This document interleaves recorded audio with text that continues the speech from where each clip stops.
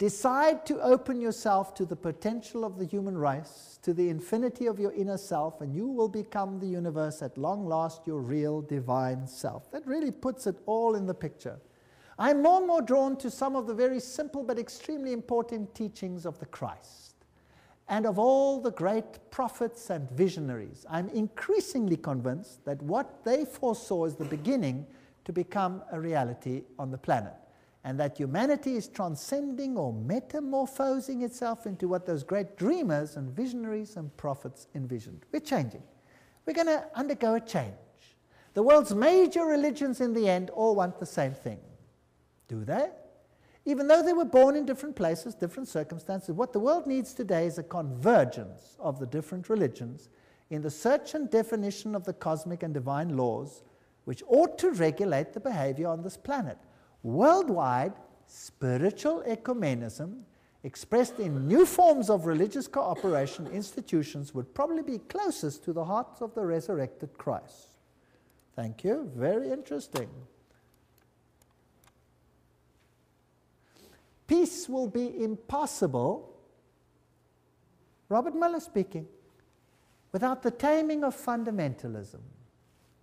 Through a united religion that professes faithfulness only to the global spirituality and the health of the planet. So fundamentalism has to be tamed. Let's start with Islam. Where do you think they will end? Certainly with Christianity. The New World religion must be based on those truths which have stood the test of the ages. They are steadily taking shape in human thinking, and for them the United Nations fights. My great personal dream, writes Robert Miller, is to get a tremendous alliance between all the major religions and the United Nations. Well, this is fascinating stuff.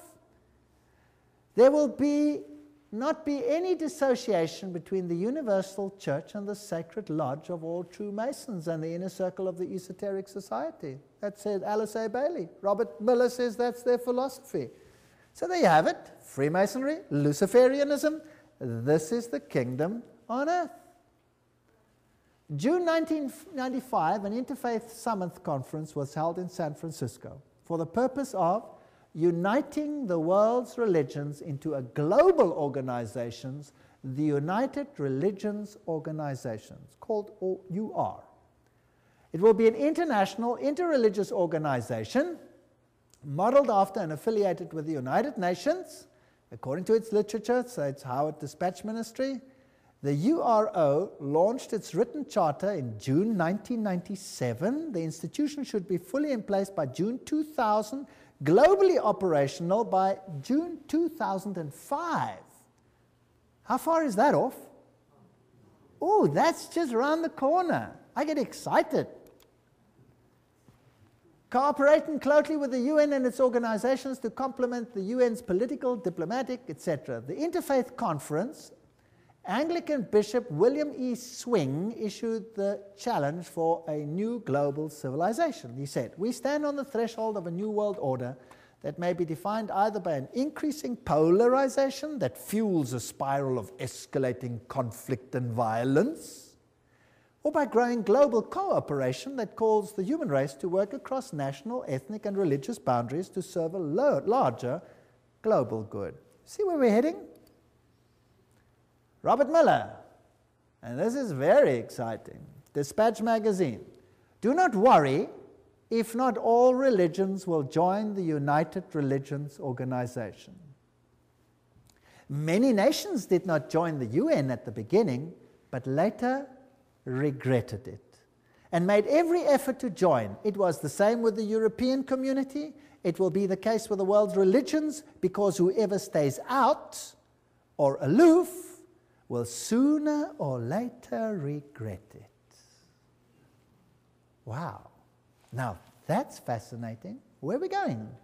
Sooner or later regret it. This man over here is Joseph Reed. He's the Under-Secretary General of the United Nations currently. And here he's speaking at a huge convention of Seventh-day Adventists. And he's going to tell them exactly who is going to be in control. Let's listen to him. I make this appeal because the United Nations is also your organization, our world organization, your United Nations. Delegates, please remember, the United Nations is the only machinery we have for collective cooperation among all nations. It is the only worldwide institution for furthering development. The United Nations is the only universal mechanism for protecting human rights.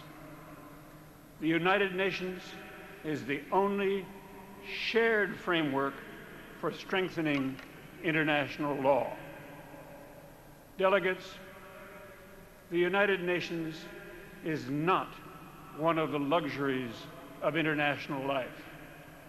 The work of the United Nations is of vital importance for the betterment of life on our planet. That's very fascinating. The United Nations is also your organization. It is the only body for this, that, and the other. Now, that's not the speech he wrote. He read it for Kofi Annan, the Secretary General of the United Nations. Now, I have a problem. I don't want to be part of a Luciferian organization. I certainly don't want to be. That's just me, personally. The mystical tradition in the mainline denominations easily interact with those of the heathen religions of the world. Meditation practices, visualization techniques, breathing exercises are now being used to tap into spiritual realm, and such religious leaders as the Pope and the Dalai Lama are very much on the same plane. Discernment Newsletter, 1996. A religion to fit everyone. Goals of this one world religion, world goodwill, remember this is all UN-affiliated organizations, founded by the very highest level of people. The churches and the world religions should indicate the unity within all facets of truth, which will provide a universal platform, one to which all men everywhere could give allegiance. Such a platform should include the truth that all men are divine. Thank you. Can we do that? Yes or no? I hope not. The truth that evolution governs the growth of the human being. I don't believe in that either. Each individual is a god. All men are divine, and the belief in evolution, the fact of immortality and of eternal persistence, reincarnation, arising from man's essential divinity. The Bible clearly teaches us that there is no such thing as reincarnation, for it is appointed unto men once to die. These are all taken from direct quotes.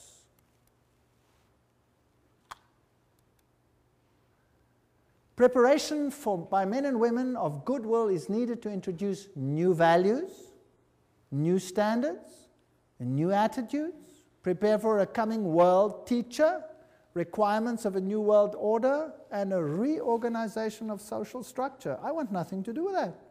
I want nothing to do with that. Alice A. Bailey writes, the same old formulas, the same old theologies, the same old interpretations are deemed adequate to meet men's modern needs and inquiries. They are not. The church today is the tomb of the Christ, and the stone of theology has been rolled to the door of the sepulchre. Oh, Jesus and his theology, goodbye. Goodbye. She writes, the day is dawning when all the religions will be regarded as emanating from one great spiritual source. All will be seen as unitedly providing one root out of which the universal world religion will inevitably emerge. Then there will be neither Christian nor heathen, neither Jew nor Gentile, but simply one great body of believers gathered out of all the current religions. That sounds nice. But whose religion will it be?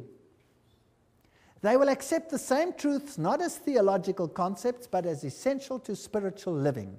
They will stand together on the same platform of brotherhood and of human relations. They will recognize Divine sonship will seek unitedly to cooperate with the divine plans. Such a world religion is no idle dream, but something which is definitely forming today.